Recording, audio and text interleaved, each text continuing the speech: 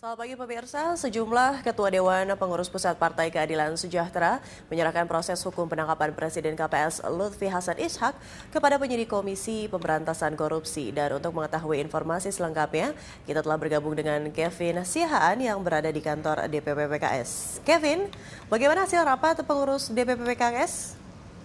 Kebijakan apa yang akan diambil pengurus PKS terhadap nasib Lutfi Hasan Ishak? Kevin. Ya Widya, memang setelah Lutfi Hasan Ishak yang merupakan presiden dari PKS ini dibawa oleh belasan penyidik KPK ke kantor KPK, memang sejumlah pengurus dan juga ketua DPP PKS kemudian mengadakan rapat di gedung kantor DPP PKS ini. Memang setelah rapat ini dilakukan sekitar pukul setengah 12 malam, mereka baru selesai tadi sekitar pukul setengah 2 pagi.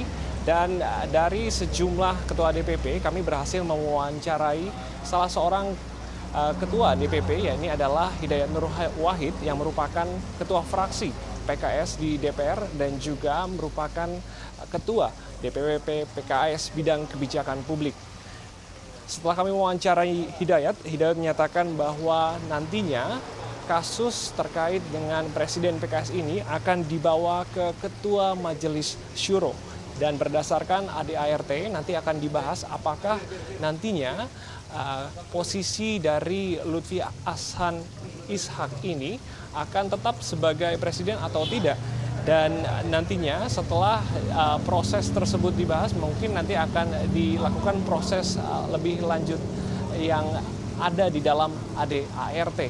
Dan juga menurut dari Ketua DPP PKS dan Kebijakan Publik bahwa saat ini ada tim kuasa hukum yang menangani kasus dari Presiden PKS ini.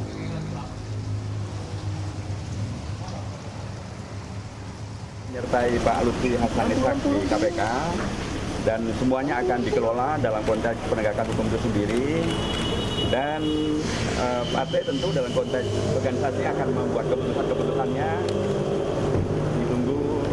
Insya Allah besok akan ada beragam hal yang akan disampaikan ke wartawan. Akan dinonaktifkan?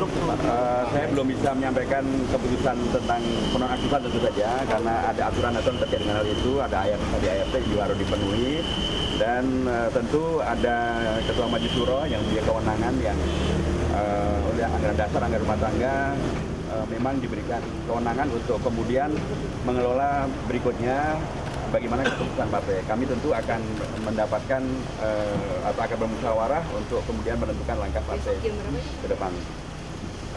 Saya belum bisa pastikan jamnya berapa, ini dinamis gitu ya, mungkin lebih cepat, lebih baik supaya kemudian semuanya akan mendapatkan kepastian tentang apa langkah-langkah yang harus kami lakukan. Sekaligus sekali lagi kami tetap menghormati hukum dan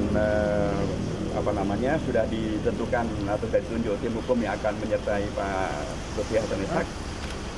Dan tiga diantaranya sekarang sudah ada di KPK.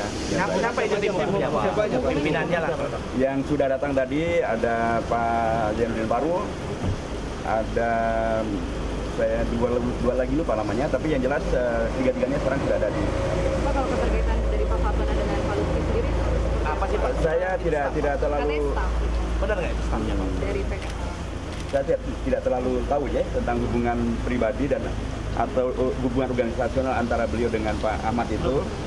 Biarlah besok disampaikan secara terbuka melalui Pak, jika memang terbukti bersalah, apakah PKS berani menebaknya, Pak? Biarlah hukum berjalan dulu. Semuanya sekarang masih belum sepenuhnya